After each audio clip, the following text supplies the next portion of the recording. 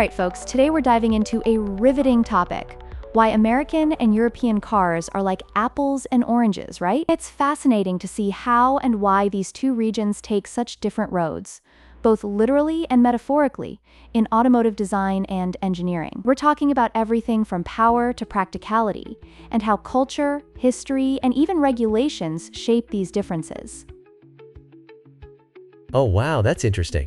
So, the Mustang is more than just a car, it's a symbol? But then, why do you think those iconic muscle cars, like the Camaro and Charger, became so huge in American culture? Is there, a specific story behind that? Absolutely. The American muscle car culture really exploded during the 1960s and 70s, right? It was about rebellion, youth, and the thrill of driving. After World War II, there was just this boom in consumerism, and everybody wanted a piece of the pie. The Mustang became an instant hit because it was affordable for the average American while also being powerful and stylish, like a slice of American pie. That makes total sense. But then when we look at European cars, it's kind of a complete 180, huh? They seem more focused on luxury and, sophistication. What's the deal with that? Exactly. European cars are often seen as the epitome of craftsmanship and elegance. Think about brands like Mercedes-Benz or Audi.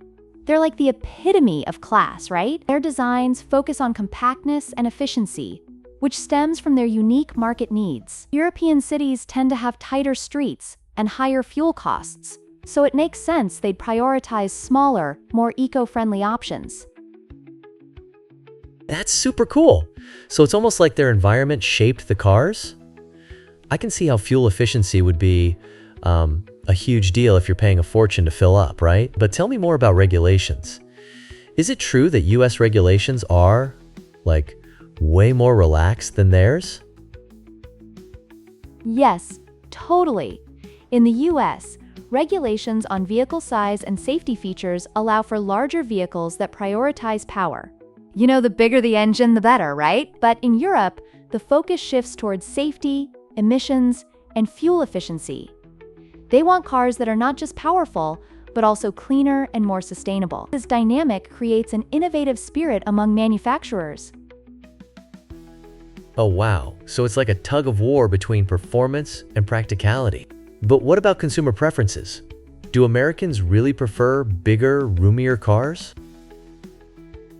Indeed. American buyers, they want that spacious, comfortable ride that can fit the whole family, plus the soccer gear, of course. Crossover SUVs are a perfect example of this preference. Meanwhile, in Europe, practicality takes the lead. Smaller, nimble vehicles that can dart through traffic are favored, especially since public transportation is widely available there. That's so wild. But I guess that also leaves open the question, what does the future hold? With electric vehicles and, the climate crisis, how are these trends going to evolve? Great question. As the world leans towards sustainable options, we'll see both continents converge a bit. European manufacturers are ramping up electric offerings, and American companies are starting to rethink their gas guzzlers. Each side will adapt to changing consumer values and environmental priorities. It's definitely an exciting time for the automotive industry. Wow, that's exciting. I can't wait to see how it all plays out. Thanks for breaking it down like that.